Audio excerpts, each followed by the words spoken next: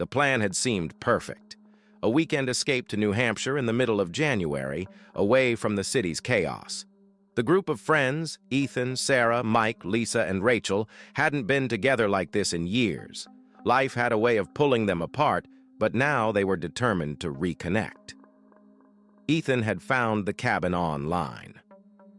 Rustic charm in the heart of the White Mountains, the listing said. It was isolated but cozy, with an authentic wood-burning fireplace and plenty of space for 5 adults. It was Rachel who first voiced concern during the drive. I mean, how often do these online rentals end up being completely different from the photos? She joked, though her tone carried a hint of unease. Relax, Ethan said, glancing at her in the rearview mirror. The reviews were great. 5 stars, glowing recommendations. Besides, a little adventure never hurt anyone. The cabin was perched on a hill, surrounded by dense pine trees. Snow blanketed the ground, untouched and pristine. As they pulled into the driveway, Sarah gasped. "It's beautiful," she said, stepping out of the car to take in the view.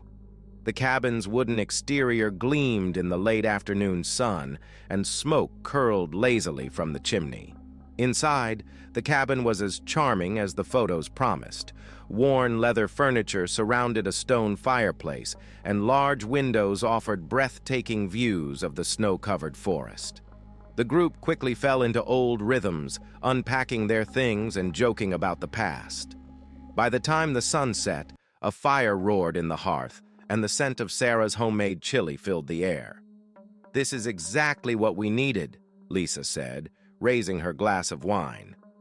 "To us," Ethan added, lifting his own glass, "and to making time for the important things." The first sign that something was off came later that evening. As the group sat around the fire, laughing over old stories, a soft knock came at the door. They froze, exchanging confused glances. "Did anyone hear a car?" Mike asked. "Or see headlights?" "No," Ethan said, standing and grabbing a flashlight. He opened the door cautiously, shining the beam outside. The snow was untouched, no footprints, no tire tracks. "There's no one there," he said, closing the door and locking it. "Probably just the wind," Sarah suggested, though her smile was uneasy. They tried to brush it off, returning to their conversation. But later, as Lisa went to the kitchen to grab another bottle of wine, she stopped abruptly. "What's wrong?" Sarah called from the living room. Lisa didn't respond. She was staring at the back door, its glass pane frosted over. There, in the condensation, were 4 distinct fingerprints. "Did someone go outside earlier?" she asked, her voice trembling. "No," Ethan replied. "Why?" Lisa pointed to the glass. "Because someone touched this." The group gathered around the door, unease settling over them. "Maybe it's from before we got here?" Rachel suggested. But Ethan shook his head. "No way. The snow's untouched, and the rental company said the place was empty all week."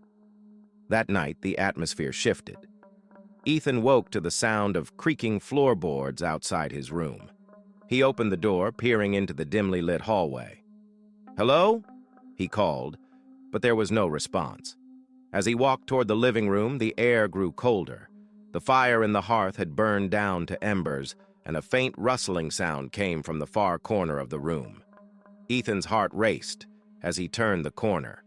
The rocking chair by the window, empty when they had gone to bed, was now moving, its rhythmic creak filling the silence. And sitting on the seat was an old, worn notebook, its cover cracked with age. Ethan picked it up, his hands trembling. Inside, the pages were filled with frantic handwriting, each line repeating the same phrase, "Don't let it in."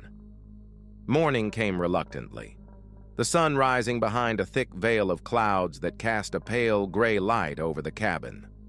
Inside, the group gathered around the dining table, the tension from the night before lingering like a heavy fog. Ethan placed the old notebook on the table, its cracked cover now damp from the frost that seemed to have crept into the cabin itself. "This was on the rocking chair last night," he said, his voice flat. "And it's not mine." The others exchanged uneasy glances. "Maybe it was left behind by the last guests," Rachel offered, though her tone lacked conviction. "Then why didn't we see it when we got here?" Ethan shot back. "And why does it say this?" He opened the notebook to reveal the repeated phrase scrawled across every page. "Don't let it in." "What's it?" Sarah asked, her voice barely above a whisper. "Probably a joke," Mike said, forcing a laugh that didn't reach his eyes. "People do stuff like this to freak out the next renters. Classic prank." But Lisa wasn't laughing. She tapped the frost-covered window next to her. "Then explain this," she said, pointing to a new set of fingerprints smeared on the glass, larger than before and impossibly far apart, as if the hand that left them wasn't human. Silence filled the room. By afternoon, the group decided to distract themselves. Sarah and Lisa started preparing lunch, while Ethan and Mike chopped wood outside. The snowfall had started again, thick and heavy, muffling the world beyond the trees. Rachel, restless and curious, decided to explore the cabin's basement. It wasn't on the rental listing, and she hadn't noticed the door until that morning. She descended the narrow, creaking stairs, the air growing colder with each step. The basement was small and cluttered, filled with old furniture, broken tools, and crates marked with faded labels. Rachel ran her hand along one of the crates, brushing off dust to reveal faint letters burned into the wood. "Keep shut." A chill ran down her spine. As she stepped back, her flashlight landed on something carved into the wall. A symbol, jagged and crude, resembling an eye with a single vertical slash through it. "Guys!" she called out, her voice echoing in the stillness. Upstairs, Lisa heard her and frowned. "Rachel!" she called, setting down the knife she'd been using. There was no answer. "Where's Rachel?" Lisa asked, walking into the living room. "She said something about checking the basement," Sarah replied. Lisa's unease deepened. The air in the cabin felt heavier now, colder, though the fire burned bright in the hearth. "Rachel?" Lisa called again, moving toward the basement door. She pushed it open, peering down into the darkness. "Are you okay down there?" Still no response. Lisa descended the stairs cautiously, the wood groaning under her weight. When she reached the bottom, the beam of her flashlight swept across the room. "Rachel?" Rachel was standing in the corner, facing the wall. Her breathing was shallow, and her hands hung limply at her sides. "Hey!" Lisa said, rushing over. "Are you—" Rachel turned suddenly, her eyes wide and glassy. "It's watching us," she whispered. "What is?" Lisa asked, gripping Rachel's arms. Rachel's gaze darted to the wall where the symbol was carved. "It sees everything. It's been here the whole time." Lisa followed her eyes, her stomach tightening as she took in the crude eye carved into the wood. The faint sound of something moving upstairs broke her concentration. The group regrouped in the living room, Rachel now sitting silently by the fire, wrapped in a blanket. Ethan stared at her, his frustration boiling over. "What were you doing down there?" he demanded. Rachel didn't answer. "Leave her alone," Lisa snapped. "Something's wrong with this place." "We're all just tired," Mike said, pacing. "We need to chill out. It's just a storm and some overactive imaginations." Before anyone could respond, the lights flickered. The fire dimmed, casting long shadows that danced unnaturally across the room. "Great," Mike muttered. "Now the power's going out." But Ethan wasn't convinced. He walked to the window, peering out at the snow-covered trees. Something moved at the edge of the forest. A dark figure, tall and unnaturally thin, just barely visible through the falling snow. "Did you see that?" he whispered, stepping back. "See what?" Lisa asked, joining him. But the figure was gone. The air grew colder still, and the sound of footsteps echoed from above. Everyone froze, their eyes darting to the ceiling. "Who's upstairs?" Sarah asked, her voice trembling. "No one," Ethan said, his heart pounding. "We're all down here." The footsteps grew louder, deliberate and heavy. Then they stopped.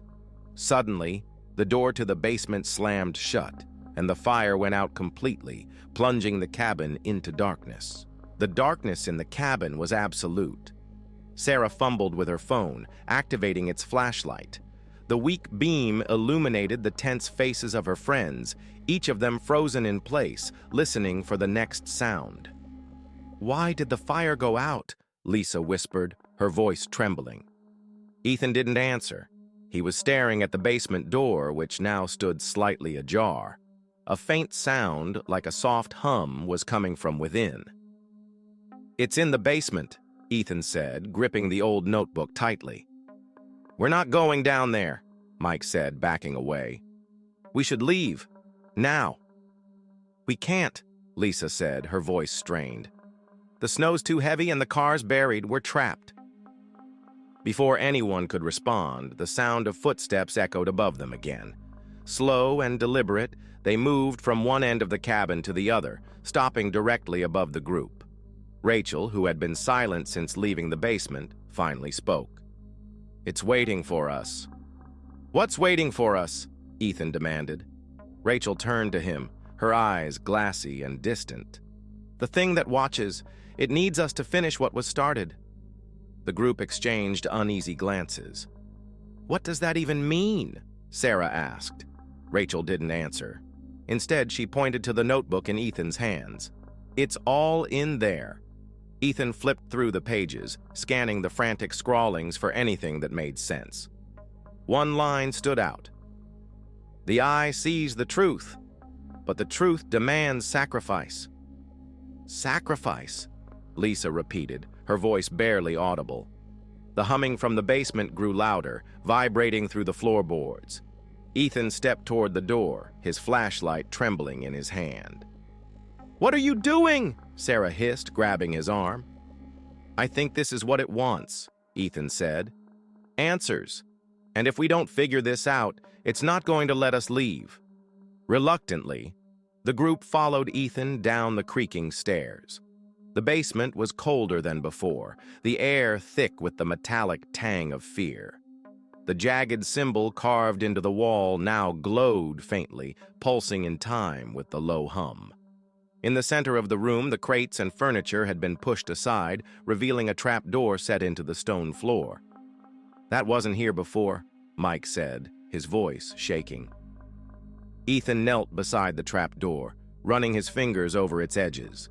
The wood was ancient, the iron hinges rusted but intact.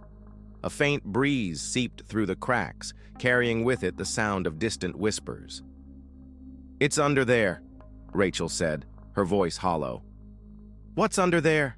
Lisa demanded, her frustration boiling over. Rachel turned to her, her expression unreadable. "The thing that watches." Ethan took a deep breath and pulled the trap door open. The hinges groaned, and the whispers grew louder, echoing up from the dark void below. A narrow stone staircase spiraled into the earth, disappearing into the shadows. "We're not going down there," Mike said, stepping back. "We have to," Ethan said. "No, we don't," Sarah countered. "We can barricade the door, wait out the storm, and—" Her words were cut off by a loud crash. The basement door slammed shut above them, followed by the sound of heavy footsteps descending the stairs. "It's here," Rachel whispered, her eyes fixed on the trap door. Without another word, Ethan began descending the staircase, the others reluctantly following. The air grew colder with each step, the whispers transforming into a low, guttural chant. At the bottom, they found themselves in a circular chamber carved from the stone itself. The symbol from the basement wall was etched into the floor, its grooves filled with a thick, black liquid that shimmered faintly in the dim light. In the center of the symbol stood a crude stone altar, its surface stained dark. "What is this place?" Sarah whispered, clutching Lisa's arm. "It's a ritual chamber," Ethan said, his voice shaking. The whispers suddenly stopped, replaced by a deafening silence. The air grew impossibly heavy, and the shadows along the walls seemed to stretch and shift. From the darkness emerged a figure. It was tall and impossibly thin, its limbs twisted and elongated. Its face was a featureless void, save for two glowing, hollow eyes. The group froze as the figure stepped forward, its presence radiating malice. It pointed a clawed finger toward the altar, then to the group. "It wants us to do something," Ethan said. "No way," Mike said, backing away. "We're not playing its game." The figure tilted its head as if studying them. Then it spoke, a guttural, echoing voice that seemed to come from everywhere at once. "One must stay, one must pay." "What does that mean?" Sarah asked, her voice breaking. "It's the sacrifice," Rachel said, her tone resigned. "That's what the notebook meant. One of us has to stay here." "No," Lisa said firmly. "We're not leaving anyone behind." The figure raised its hand, and the black liquid on the floor began to writhe and spread. The group stepped back as it crept toward them, cold and suffocating. Ethan looked at the others, his expression grim. "If we don't do this, none of us are getting out alive." "Then what do we do?" Sarah asked, tears streaming down her face. Ethan stepped toward the altar, placing the notebook on its surface. The figure stopped moving, its glowing eyes fixed on him. "Take this instead," Ethan said. "It has the truth. It remembers you." The figure hesitated, its head tilting as if considering the offer. The room trembled, and the black liquid receded, pooling once again within the grooves of the symbol. The figure stepped back into the shadows, its form dissolving into the darkness. The group stood frozen, the silence oppressive. Then slowly the air grew lighter, and the oppressive cold began to lift. "Did it work?" Lisa asked, her voice barely audible. Ethan nodded, though his hands still trembled. "I think so." The group climbed the stairs in silence, the whispers now gone. When they reached the basement, the air was warm again, and the frost on the windows had melted. But as they left the cabin later that day, Ethan couldn't shake the feeling that something was still watching them from the shadows.